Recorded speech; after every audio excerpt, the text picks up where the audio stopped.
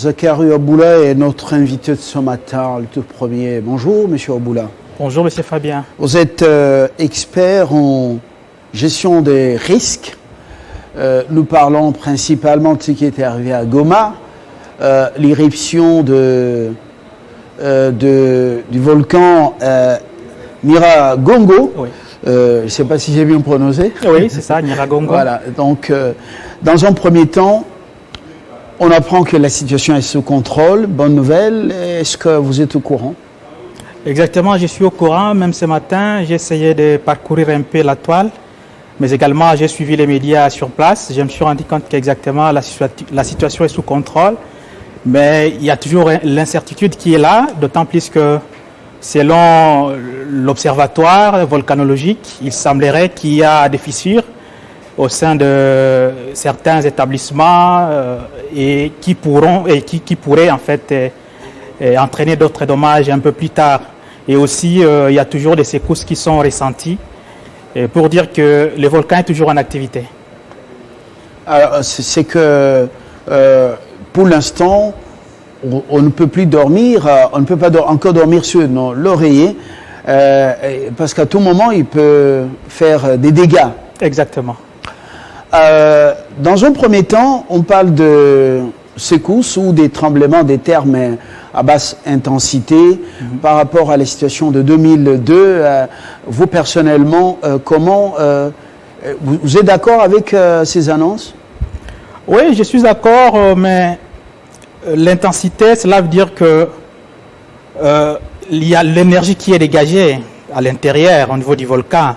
Et cela se mesure à travers l'échelle des Richter. Bon, pour le cas de ce qui s'est passé, il y a de cela 2 jours, on ne sait pas ça a été de quelle intensité sur le plan de l'échelle des Richter qui mesure en fait la quantité d'énergie qui a été dégagée. Mais pour ce qui est de la gestion des risques, les risques sismiques s'évaluent à travers d'autres échelles, notamment l'échelle de Mercalli, l'échelle EMS, qui est l'échelle de l'Union européenne, qui mesure les risques en fonction de la gravité, en fonction des dommages causés. Et cela se mesure exactement à travers la sismicité historique et des faits également racontés par les gens. Et en fonction des dégâts causés, on essaie d'évaluer maintenant le niveau des risques sismiques qu'a entraîné en fait les séismes. Mais en fonction de ça également, ça permet d'évaluer, de prévenir, parce que ça vous permet de définir les probabilités et les impacts et de prévenir la survenance future des prochains séismes ou en fait des prochains séismes, disons. Alors, selon les études de l'OVG, la situation s'annonce difficile dans le jour qui viennent, parce qu'il y a souvent des surprises de ce côté-là. On dit non, maintenant c'est calme, et puis après, c'est donc la situation qui dégénère. Oui, la situation peut dégénérer toujours, parce que ça ne dépend pas en fait de nos interventions. C'est une situation naturelle et qu'on a le devoir de pouvoir observer et de suivre de près. Et à nous maintenant, et à nous de pouvoir... L'OVG a aussi le rôle de pouvoir prévenir. Hein? Oui, l'OVG peut prévenir en fonction des éléments qu'il a, des données qu'il collecte. Et c'est à nous surtout de pouvoir nous préparer à affronter des pareilles situations de catastrophes. C'est nous, la population, nous qui habitons la ville, nous qui dirigeons, qui devons préparer la situation, qui devons préparer la situation. À votre humble avis, est-ce que on a été prévenant? Est-ce que ceux qui doivent avertir avaient déjà pressenti? Parce que souvent on dit il y a toujours des signes annonceurs. Oui, il y a toujours des... Ou les signes annonciateurs. Exactement, il y a toujours des effets précurseurs qui arrivent, des signaux, lesquels signaux peuvent être faibles, mais les gens qui ont de l'expertise dans la gestion des risques, dans la gestion des dangers, dans les signes cliniques, pourront déjà tirer des informations en fonction de ces signaux faibles qui sont annoncés. Mais là où j'insiste plus, c'est au niveau de la gestion de la situation, de la situation causée par le danger qui est l'Inyiragongo. Oui. C'est là où nous devons plus travailler.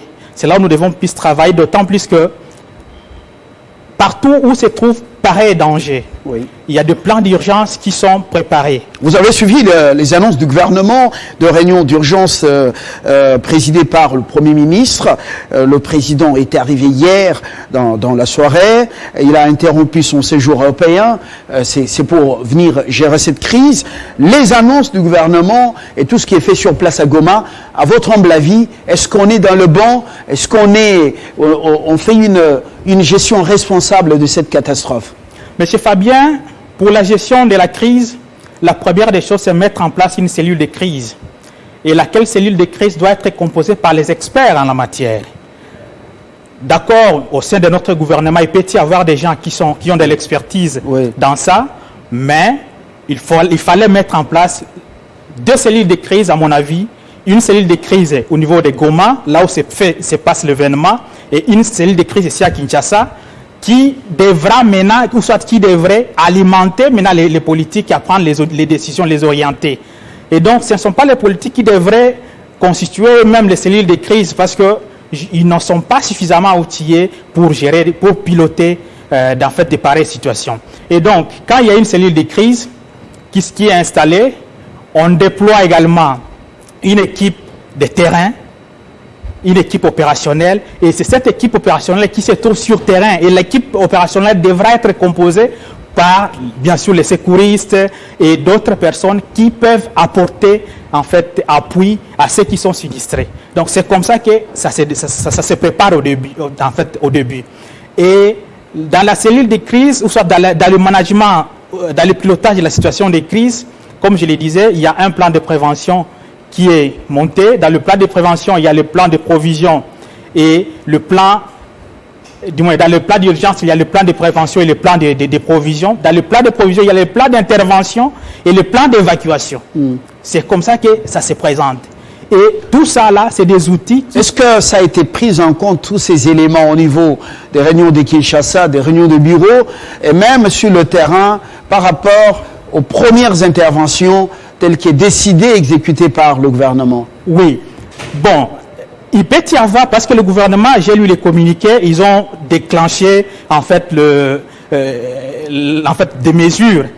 Mais lesquelles mesures devraient être pilotées au niveau du pilotage où se pose le problème, où se trouve le gros des problèmes, au niveau du pilotage. Parce que vous pouvez avoir des papiers, mais vous n'avez pas suffisamment d'outils pour le faire, pour piloter sur place. Les équipes devraient être constituées bien avant, parce que la situation de crise se prépare des mois et des années même. Il y a des entraînements qui se font pour se préparer à des situations de crise. Et ce sont ces gens-là qui sont entraînés, qui ont déjà cette habilité-là de se déployer à de pareilles situations, qui doivent prendre les devants. Et ce sont eux qui alimentent maintenant en fait, les autorités, et d'abord, tout doit passer par la cellule de crise. Toutes les informations doivent sortir par la cellule de crise. C'est la cellule de crise qui informe les dirigeants. C'est la cellule de crise qui reçoit également les informations venant de l'équipe opérationnelle qui se trouve sur terrain, qui reçoit également les informations venant d'ailleurs, parce que le premier effet, c'est en fait la situation de panique généralisée. Et les réseaux de communication sont saturés. Les gens ne savent pas quoi faire. Et pendant cette situation-là, il faut une bonne communication. Pour le cas de Nyiragongo, je peux vous dire que la communication n'a pas jusque-là été à la hauteur, d'autant plus que les gens ne sont pas informés à temps réel, même nos médias ne relaient pas suffisamment l'information. Parce que c'est ça, en fait, le premier effet d'une situation de crise. Panique généralisée, tout le monde devait informer. Et ça a occasionné un accident de circulation. Exactement. Qui a causé mort d'homme. 9 personnes ont laissé la vie sur la chaussée. Oui, on ne peut qu'assister à ça. Parce que les gens veulent s'informer, veulent courir, tout le monde veut aller chez lui, tout le monde veut intervenir. Or, ça ne se passe pas comme ça. Et c'est parmi les conseils même qu'on donne. Et d'où la nécessité de la cellule de crise. Tout le monde, à des situations comme ça, veut être l'homme du moment. Tout le monde veut agir. Mais en voulant toujours agir, on n'a pas toutes les informations. On n'a pas toutes les informations et on crée beaucoup de bruit et on sature les réseaux et les résultats ne peuvent pas être les meilleurs. C'est pourquoi même au niveau de la cellule de crise, à part les communications normales, ils ont d'autres moyens de communication particulières pour éviter exactement de se trouver dans la situation de saturation et de ne pas être en mesure de recueillir les vraies données et communiquer aux autorités pour en fait prendre les décisions qui s'imposent. On dit gérer, c'est prévoir. C'est prévoir. Oui. Est-ce que Goma, du moins dans cette partie, devait être habitable? Habitable. Parce que l'activité, lorsque Nyiragongo et Nyamulagira entrent en activité, Oui. c'est donc l'apocalypse dans cette ville touristique. Alors, est-ce que Goma devait être habité? Oui, Goma peut être habité, mais il y a toujours des mesures, comme je le disais, parce qu'on définit toujours les limites autour du danger, les limites de sécurité doivent être définies. On ne peut pas laisser les gens se rapprocher davantage du volcan, par exemple. Donc, il y a quand vous êtes à Goma, vous voyez que c'est pas loin, de Nyiragongo. Exactement. Ouais. D'où les mesures de prévention. Les habitations, oui. Lorsque vous êtes à l'aéroport, vous regardez, mais quelle proximité. Voilà. Quelle proximité. Oui. Et donc, ce sont en fait les études des dangers et des risques qui devront être effectuées avant la mise en place d'un plan de prévention et d'un plan d'évacuation et d'autres outils qui doit définir tout ça. Parce qu'on doit faire une étude des risques et des dangers avant tout. Et c'est cette étude-là qui vous renseigne. Voilà, il y a tel risque. Et voilà la ceinture. Donc, les limites au-delà desquelles on peut utiliser l'espace. Et pour les zones qui sont le plus rapprochées, il y a d'autres moyens de pouvoir les utiliser et les rentabiliser autrement. Mais c'est là, toujours en mettant en place des garde-fous pour ne pas subir des coûts énormes toujours quand il y a éruption. Alors, la gestion de la crise, il y a le volet humanitaire, il y a le volet sécuritaire, il y a autant d'éléments, autant de facteurs, mais je remonte un peu dans le cadre de la prévention. Oui. Généralement, vous êtes en train de suivre des cours universitaires en Égypte dans ce domaine. Dites-nous concrètement, dans d'autres coins du monde, on dit à la population de pouvoir prendre les dispositions et d'évacuer pour courir vers d'autres villes et cités, villages. Mais ici, c'est la surprise. Est-ce que l'OVG vaut encore la peine d'être là? Oui, l'OVG vaut la peine d'être là. Mais il dorme. Mais l'OVG doit être réformé, requinqué. Il croit que Nyamulagira et Nyiragongo sont leurs amis. Bon, ils ne peuvent pas croire ainsi, mais vous avez vous-même suivi, l'OVG, ça fait partie en fait des éléments de communication. L'OVG qui se plaignait déjà d'entrée de jeu, on n'avait pas ceci, cela. C'est des éléments de communication qui alimentent en fait la peur au niveau des communautés et qui les poussent à avoir une panique pratiquement animale. Et donc, l'OVG a sa raison d'être, mais doit être requinqué pour prévenir davantage, pour faire des bonnes prévisions, afin de permettre que d'autres outils de gestion des pareilles situations, des situations de crise, soient facilement manipulables. On n'a pas réussi à vous balancer les images justement de tous ces frères et sœurs congolais, hommes, femmes et enfants sur la route en train de quitter encore Saké pour revenir dans la ville de Goma. Est-ce que ça a été une bonne décision de revenir à Goma, tous ces frères et sœurs qui sont allés à Saké? Oui, monsieur Fabien, je pense que je n'ai pas répondu à un aspect. Vous avez soulevé le volet humanitaire. C'est un volet très important parce que tout d'un coup, quelqu'un qui était dans sa belle maison, mais il n'a plus rien et la personne se trouve dans la rue. Il y a beaucoup de situations comme ça. Il faut le dire, Goma, des belles maisons, voilà, qui se trouvent dans la rue. Et des situations comme c'est pourquoi des situations pareilles méritent vraiment un engagement particulier et des équipes, surtout des équipes bien outillées pour encadrer tous ces gens-là. Parce que vous avez soulevé l'aspect d'évacuation. Les évacuations doivent être bien coordonnées. Et vous avez même suivi... Ça, c'est le principe. C'est des principes. Oui, mais alors, les gens sont partis en débandade. Exactement. Il y en a qui sont allés à Saké, il y en a qui sont allés... La route Goma-Rutshuru, il y a de plein d'évacuations. Oui. Alors, est-ce qu'il fallait que les populations reviennent à Goma? Justement, pour ça, ce n'est pas imprudent, parce qu'à tout moment, la nature peut se rebeller et causer des dégâts également plus importants et morts d'âme. Exactement, mais pourquoi ils reviennent et qui leur permet de pouvoir revenir là où se trouve encore le danger? C'est tout ça. Et le plan de prévention doit prévenir tout ça. Quand il y a ceci, voilà les situations, les cas de figure, les gens seront évacués dans telle direction et doivent habiter tel espace d'abord momentanément et à partir de là maintenant qu'on pourra trouver d'autres mécanismes.